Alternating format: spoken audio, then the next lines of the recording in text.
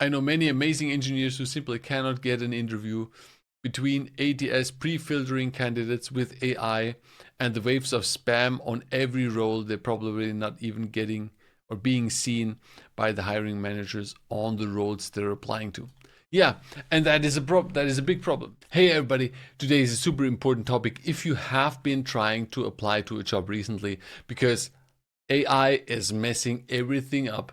And I found a really interesting post on LinkedIn that I want to go through with you here and give a bit of my feedback, my thoughts, and I'm hoping for your thoughts in the comments to see what you think about this, because it's a difficult time right now. Now, this post here is from Hervel Freyer. Not sure how to spell it, but I found this and I thought this was very interesting. So let's go through what he said. It's a very weird moment for hiring remotely in tech. The first hurdle is literally getting human CVs in front of you. Any role you open on LinkedIn gets immediately filled out with hundreds of applicants, most of which are recruiting agencies or weirdly empty profiles. Right. So that's what we are seeing, and I've done videos like this. So check out the video here that I'm posting on the top right corner, where we go through LinkedIn. What was it? LinkedIn Quick Apply, I think, which is a problem. Now, I think this is something we see all the time, right? There's a new job available, and immediately 100 plus applicants for it. I was like, what? So it's super difficult to get any human CV in front of you. That is some other thing that we're going to speak out in a sec here about. So it gets immediately filled up with hundreds of applicants, most of which are recruiting agencies, which is interesting, right? So it seems like recruiting agencies contact these people to see if they actually get the job of finding people for them, because they know it's super difficult to hire someone through, for instance, LinkedIn, because there are so much people in there. But yeah, let's get more there. The vast majority, including supposedly human applicants, don't even match the job description. And that's also something we have been seeing in another video, where they said, I think 80% don't even fit to the job.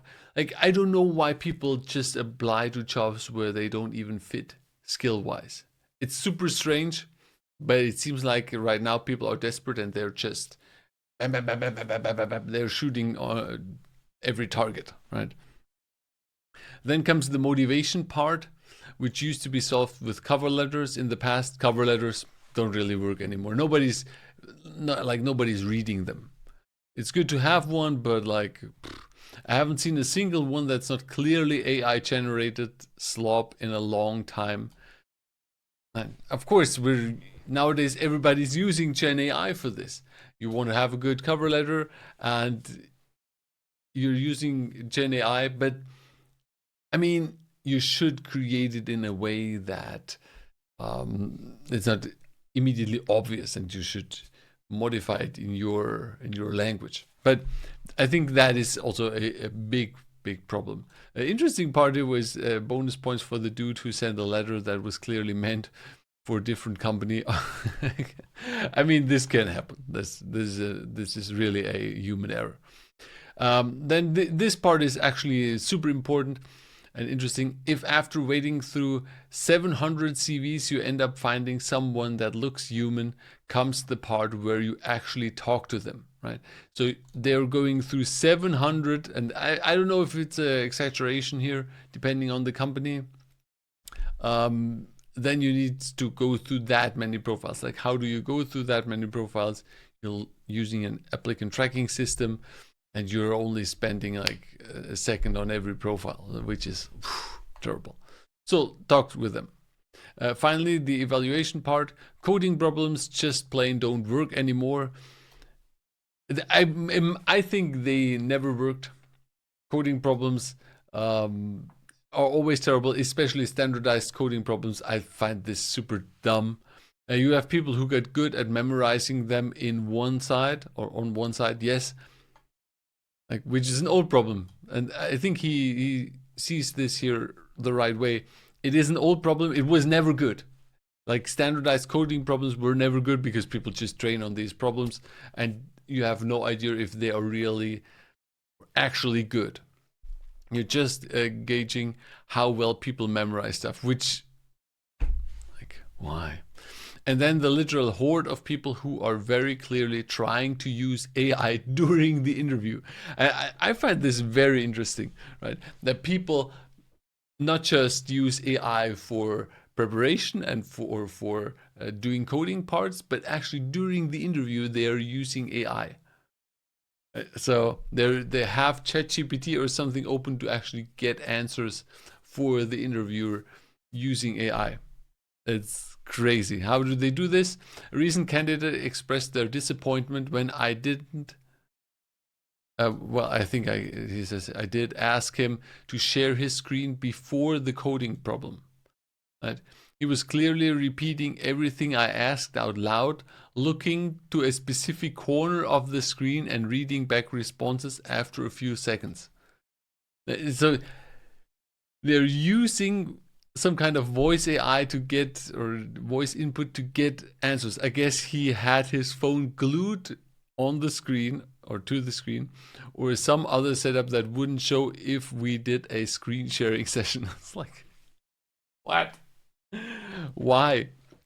But this way you can actually, I'm guessing you can actually get through interviews, right? You have a voice assistant somewhere and you put that information in and you get the feedback, and then he looks always at the one corner of the screen, see the results. So that, I think that is an interesting development here, that people are using these not just for preparation, but also during the interview. I think that's an obvious thing. You can, like, people can find this out. Okay, so that's during the interview. Take-home exercises obviously don't work either. Some candidates don't even try to pretend they wrote the code during a face-to-face follow-up conversation. So, so they're using stuff like ChatGPT to actually create the code for them. They have no idea what that system has created for them, and they don't even like act like if they have created it. Like, what? I asked the candidate to change the color of a button in the second file code. No, in the 2-file code he wrote. So it's a 2-file code. It's not even like a big code. He could not find the button. Right? So, okay, clearly that's terrible. That's terrible. So people are trying to cheat the system. Now, is the system at fault here? For people trying to cheat it, or are people trying to get into jobs that they have no skills for, right? It's difficult. So to be fair, none of this would be an issue if AI assistants were at a state where developers can be swapped with mere prompters. I think we're far away from this. People are trying to tell us that everything is just prompt engineering, but more complex problems will always use or need to have a good developer. I think we're far away from this. And hiring in tech has always been a mess with random hoops that don't really evaluate much and a ton of false negatives. Yeah, you have to jump through stupid hoops, and yeah, that really never really made a lot of sense. So work to hire is also tough, right? Work to hire. It's entirely possible that a candidate could be able to spew out passable code for the first few weeks or month at a job through AI, because they're using the AI assistant that they used during the preparation that they used and during application, basically. But what happens when they inevitably hit a pothole where the AI assistants they use are unable to fix that? Because sooner or later, and that's why I always say good engineers need Python, need SQL, they need to be good problem solvers. Having the problem solved by an AI can help for simple problems, but the more complex it gets, you're done. And then if you don't have the skills, this is all, of course, terrible for candidates as well. I know many amazing engineers who simply cannot get an interview. And that's also something that I have seen with my coaching students, that they're struggling. They need to send a lot of emails out. They need to apply to a lot of jobs because it's super hard to actually get in front of a recruiter because there's so much people applying who should not apply to the jobs and who's taking basically away qualified time away from the HR people, from the recruiters who actually try to fill up a position. Right. I know many amazing engineers who simply cannot get an interview between ATS pre-filtering candidates with AI and the waves of spam on every role. They're probably not even getting or being seen by the hiring managers on the roles they're applying to. Yeah, and that is a that is a big problem. That's a big problem. I think one. Let me talk about one solution here later. Let's just go through this before we. One comment I really liked. So yeah, ATS is a big problem. It's pre-filtering out people without them being even seen, and then the whole shebang of having so many applicants that are not really suited for that role. That is a big problem. I know more than one case where candidates could only get an interview after rewriting their CV with ChatGPT/Claude, which just adds to the hallucinatory slop, right? So you have the good engineers and they have good CVs with detailed information in there, but they're not getting through the noise because these systems, these ATS systems, they have a certain algorithm to filter out people, and the people who use AI actually game the system, right? They know how to cheat the system, so they are coming before the actual engineers or the actual good people who then get filtered out, which is like, oh man, crazy. We're now at a place where any hire is essentially a coin toss, which is like terrible. You don't want that, rendering most conventional interview processes essentially useless. How do we get out of this mess? Right. So I think, let me get to my point and then just look at one comment afterwards. I think one of the things that have to change is, and that's what I'm currently looking at and trying to implement, is not just having the recruiting part, having the part where you find people and or they apply to jobs that you host and you sort them out, but also this needs to be more related to trust, or more focused on trust that needs to be built. And how do you build this? I think you need to build this through actually training people, because once you train someone, you can actually say this person knows this stuff, right? Once you do, for instance, what I'm focusing on is with my coaching program where we mentor people, then we know these people, we know what they can do, we have seen what they can do, we have talked to them, and then for these people we know we can trust them, and we can tell the employers, okay, we have a few people here, they went through our program and we trust them, so you can trust them as well. And also, if you hire someone, then you can get additional mentoring for them post-hire, so they will find a good entry in your company and in the job. I think that kind of thing, that kind of trust, that kind of more human interaction is actually what is needed here for this process, instead of just automating it more, just adding more AI to this.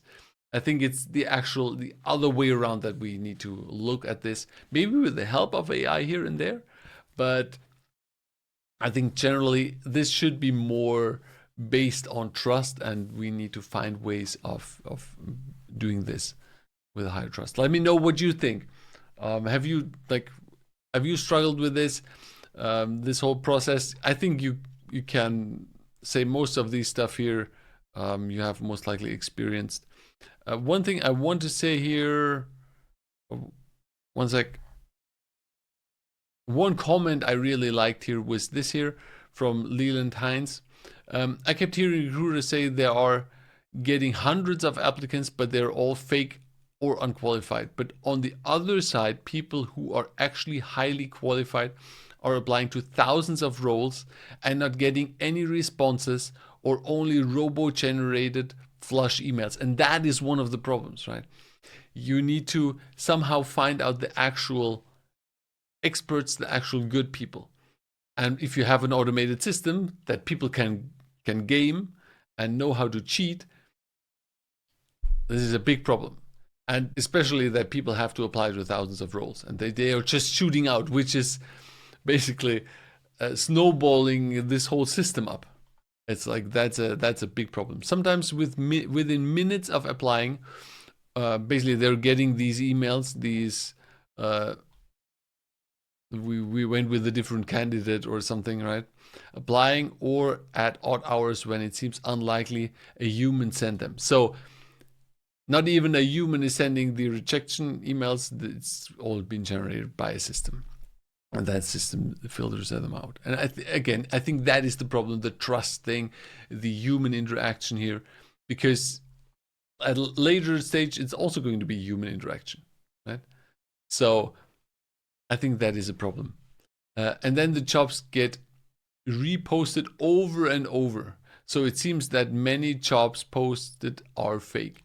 There are fake posts because people are trying to fill up a position, and within large corporations, it's often that the rule is you have to put this out on the internet or make available publicly before hiring someone from internal, because you're responsible for getting the best candidate for this, which is like stupid. So there are actually job descriptions or job postings out there that actually nobody's really going to fill. They already have someone who's going to fill it, but they have to put it out, and then they're out there, and it's like stupid. It's a stupid game, but that's just one thing here.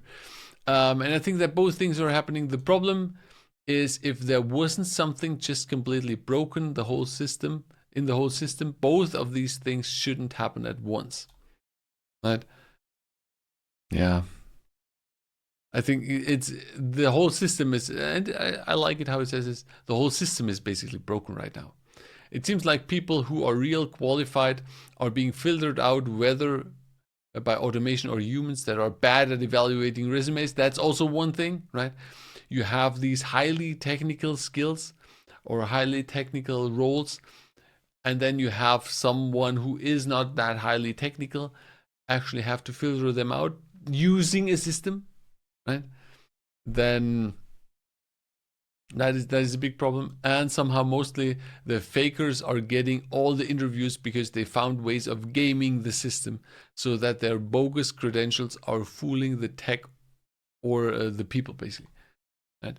And that's what I meant before. Like, they're gaming the system because they know it's all AI, it's all automatic systems, and they are using ChatGPT or other systems to actually then game that system and get in front of all the others that might not have that perfect CV, but they have all the skills. And that is a big problem. So as I said, even legit job seekers are now resorting to using AI to tailor, aka fake up their resumes, just to try to have some kind of a chance. And I think that is a huge problem, right? It's indeed just making things worse, probably. And that is one of the big problems.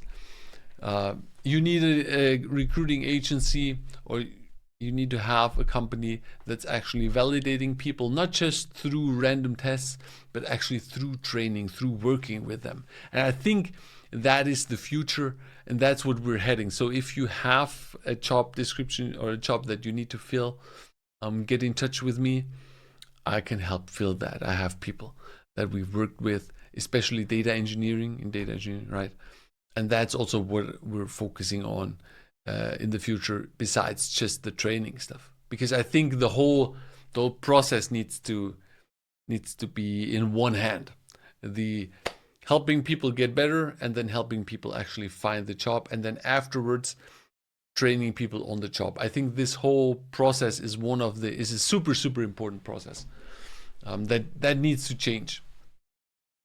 Yeah, let me know what you think. If you have struggled with this, if the whole system is really indeed broken. I think it is. And then see you in the next video.